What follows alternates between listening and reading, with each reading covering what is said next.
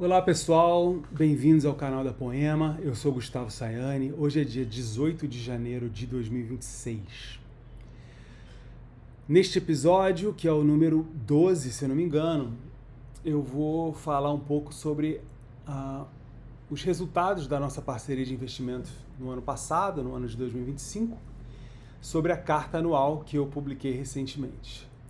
Para encontrar a carta anual, você pode ir em blog.gustavosayani.com e é o primeiro link aqui, você clica lá e está nele. Pois bem, o retorno na nossa parceria em 2025 foi de 48,19%. O retorno do Ibovespa foi de 33,95%. Portanto, a nossa parceria superou o índice Bovespa, o Ibovespa, em 14,24 pontos no ano passado. Na carta eu continuo falando que a nossa parceria teve, desde o primeiro ano que ela operou, 2017 até 2025, um retorno de 355,64%.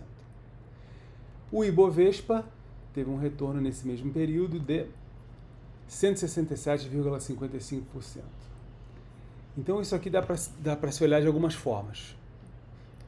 Número 1, nós tivemos um retorno de mais do que o dobro, né, do Ibovespa desde o início da parceria. De fato, hoje, acho que quase ou até um pouquinho mais do que 2,2 vezes o retorno do Ibovespa.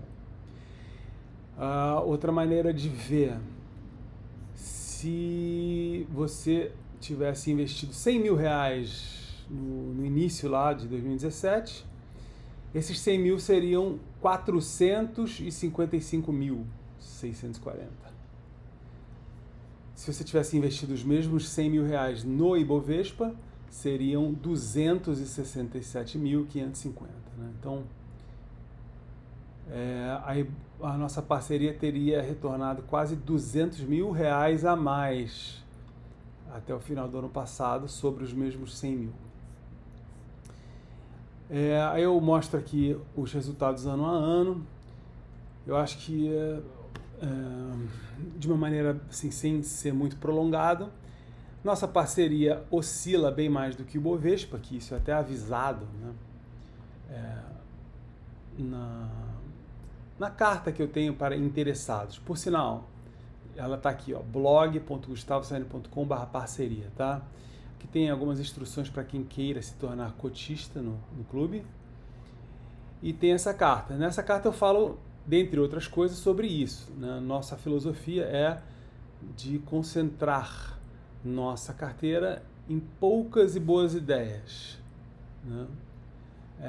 Com a consequência quase que inevitável de que nossas cotações oscilam mais do que o Bovespa. Até hoje elas oscilam mais, mas com uma tendência de superação muito marcada, né? De ser superior mesmo ao Ibovespa e a demais índices, tá? Aí aqui eu mostro exatamente isso, a carteira, né, ao final do ano passado. Então, efetivamente são 8 empresas, tá? Temos a Allied, temos a Bradespar, que é uma empresa de participações com ações da Vale. Então, Vale e Bradespar essencialmente são a mesma coisa, tá? Companhia Elétrica Brasiliense, então, 1, 2, 3, Graziotin 4, Cogna 5, Metalúrgica Gerdau 6 e Petrobras 7. Deixa eu fazer isso aqui de novo. 1, 2, 3, 4, 5, exatamente. Na Vale, de novo, Vale Bradespar.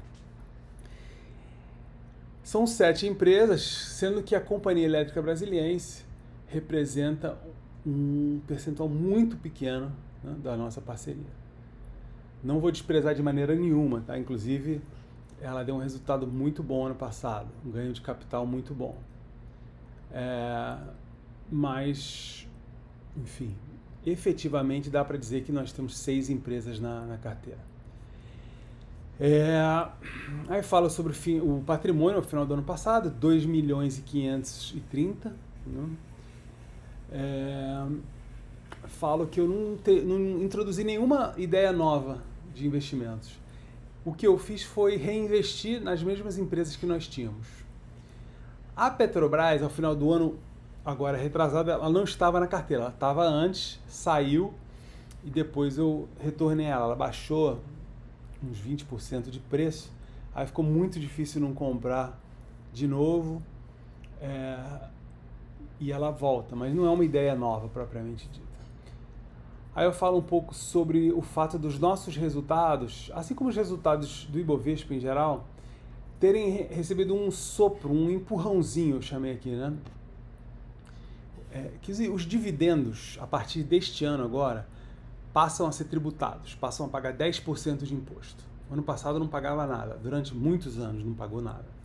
E os tributos aos juros sobre capital próprio, que era 15%, vão para 17,5%. Pois bem, aí o que as empresas fizeram? Elas anunciaram dividendos extraordinários e bonificações de ações também para o ano passado, mesmo que elas venham a pagar este ano. Mas já entra na conta e isso infla os resultados, tá? Do ano passado, no caso. E o que eu vi também foi que as cotações também subiram, tá? Elas não reagiram negativamente, assim. Poderia, né? Ah, tá, você já anunciou, já perdi a oportunidade de ganhar esse dividendo, então eu vou até sair da empresa. Não, as cotações continuaram subindo. Então tem esse aspecto, tá? Talvez este ano agora seja um ano que isso seja compensado, né? Vai ser bem difícil de calcular no meio de tudo, assim. Eu falo um pouco sobre o fato, né, especificamente quando a carteira sobe bastante, e inegavelmente 48% é uma subida muito grande, muito, né, expressiva. Aí a gente fala, bom, tá bom, então, mas as empresas que nós temos ficaram caras demais, agora elas custam, né, entraram num território especulativo de preço, né? E eu falo aqui na carta que eu acho que elas continuam valendo a compra, porque elas custam de 3 a 7 vezes os seus resultados recentes, né? A Cogna foi declaradamente especulativa, é um pouco diferente, né? Mas as demais, elas custam nessa faixa de 3 a 7 vezes. Então, imagina você comprar uma empresa que você tem todos os motivos do mundo para acreditar que ela vai continuar existindo daqui a 30 anos, vai continuar dando seus resultados, sem dúvida nenhuma daqui a 10 anos, e você consegue comprá-la pelo equivalente a 3 anos do que ela te dá, né? Então você adianta 3 anos para ela e o resto da vida, tudo que ela ganha é seu, né? É isso que eu estou vendo. Então, não há outras que custem menos e sejam boas, né? Por aí foi o meu pensamento que me fez manter as mesmas empresas. Que, assim, idealmente, se você acha a empresa ideal, o parceiro ideal, o companheiro de vida ideal, para que trocar, né? A verdade é essa, é o mesmo princípio. Falo sobre os erros, né? Eu sempre procuro olhar bastante para esses erros, que é uma fonte de melhoria depois. Especificamente sobre a Cogna, que foi o que eu chamei de uma comédia de erros, né? Eu compro a R$2 entre 2022 e 2024 e me desfaço de boa parte delas no final de 2024 a R$1. Não foi o fato de eu vender mais barato do que eu comprei, não, tá? Foi o erro, e isso eu já tinha falado antes, inclusive na carta anterior, de não ver, por exemplo, no balanço, o quanto daquele balanço que parecia bem tranquilo era de intangíveis, né? Intangível é mais complicado, porque ele coloca no balanço o preço que ela pagou pelas empresas que ela comprou. E a Cogna, nesse caso, ela comprou um monte de empresas no passado relativamente recente. Ela foi consolidando e buscando crescimento assim, né? E assim, eu meio que não levei em conta isso no início, assim, né? E aí eu passei a levar em conta, né? Porque será que esse movimento vai surtir efeito, né? Ainda mais assim, à luz de uma possível transição do ensino presencial para uma maior preemência do ensino à distância, várias coisas a ser pensadas. Resumo, eu vendi a R$1, né, meio que desisti, só que eu não vendi tudo, eu vendi uns 2/3 por aí.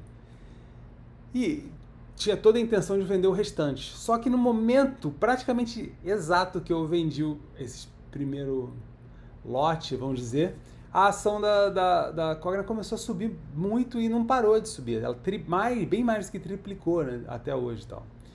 E aquele dinheiro, aquelas ações da Cogna, eu não vendi, estão aqui conosco até hoje. Então, enfim, né, foi bastante fortuito, assim.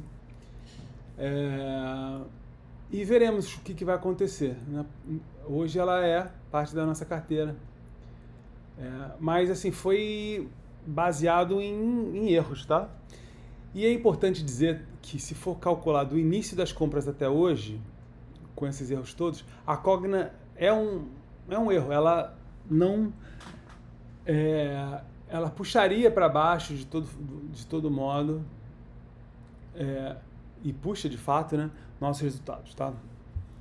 Não é porque triplicou essa pequena fatia que a operação geral foi positiva. Não, foi um erro, o somatório. Aí eu falo um pouco sobre os nossos princípios, acho que isso é muito importante falar. Sermos parceiros de poucas e boas empresas, tá? Pode parecer quase desnecessário falar que é parceiro de boas empresas, porém é comum, né, o trade, né, em iniciativas e esse trade ser feito sem nenhuma consideração à qualidade da empresa, né, por o que se chama de análise técnica de gráficos e coisas assim. No nosso caso, a gente olha para a empresa, tá, e procura acreditar e ter boa base para acreditar que elas são boas e que vão continuar boas daqui a 20 ou 30 anos, tá? Não é boa esse ano, é boa a perder de vista, porque eu considero muito mais inteligente e mais alinhado com quem eu sou fazer esse esforço e relaxar depois. Relaxar assim, não ficar tentando descobrir qual é a bola da vez do ano de 2027, né? Porque é difícil, é muito difícil. Assim. Falo sobre o fato, um dos aspectos da empresa ser boa é ela ter pouca ou nenhuma dívida, tá? Dá para debater um pouco sobre o fato da empresa ter zero dívida, né? Se isso é o ponto ótimo, ok, mas pouca, né? E por pouca, quem vê esse canal sabe, eu procuro empresas com 0 a 0,5 da sua dívida bruta dividida pelo seu patrimônio líquido, e mais importante, que essa dívida não seja maior do que 3 anos do seu lucro, do seu fluxo de caixa livre, né, em anos recentes. Eu não acredito muito também em fluxo de caixa livre projetado, assim, sabe? O futuro é difícil, né? Eu vou preferir empresas cujo passado dê para ser utilizado como um proxy para o futuro. E aceitar que as nossas cotações variem muito mais do que os índices, coisa que eu falei lá em cima. Acho que, acima de tudo, usar largas margens de segurança. Não sei se é acima de tudo, mas certamente um dos mais importantes. Então, se a empresa tem... essa empresa aqui tem 0,5 de dívida bruta sobre patrimônio líquido, um número que eu falei agora. Essa aqui tem 0,7, né? Isso já não é tão larga a margem de segurança. Eu já fiz assim e eu mesmo já percebi que dá resultados piores, tá? Então, prefiro uma empresa com 0,1 até do que o 0,5 que eu mesmo estabeleço. Falo sobre a questão dos prazos, sobre o resultado até hoje, que eu declaro aqui ser mais do que satisfatório, porque de fato, né, eu tenho um outro emprego, né, eu trabalho como programador com software, né, no mundo das empresas de tecnologia. Então eu consigo de fato dedicar uma hora e pouco, em média, por dia, mesmo contando fim de semana, aos investimentos. Então, considerando isso, né, eu acho que mais do que dobrar o retorno de Bovespa, eu gosto bastante, né? Acho que é possível mais, né? E falo sobre isso, né? Eu gosto demais desse trabalho, tenho toda a intenção de, no tempo certo, transformar os investimentos no meu trabalho de fato, né, na minha linha de atividade principal. E falo sobre essa ideia, que já não é novidade, mas que de transformar o clube em um fundo em algum momento, né? Nós temos 2,5 milhões de patrimônio, é muito pouco para ter um fundo. Eu acho que um fundo teria que começar ali com uns 20 milhões, posso estar errado, mas em valores atuais talvez uns 20 milhões comece a justificar os gastos que o fundo tem, né? E aí, enfim, eu termino convidando a todos a participar do clube, quem já participa a fazer novos aportes e tudo. Então, isso vai ser um movimento muito bacana, assim, que eu acho que vai dar bons resultados para todos que participarem. Ao menos esse é o que o resultado recente, né, dos últimos 9 anos tem mostrado. É isso. Se tiver alguma dúvida, deixe um comentário no vídeo, sugestões. E vamos nos vendo este ano aí. Feliz ano novo a todos. Um grande abraço.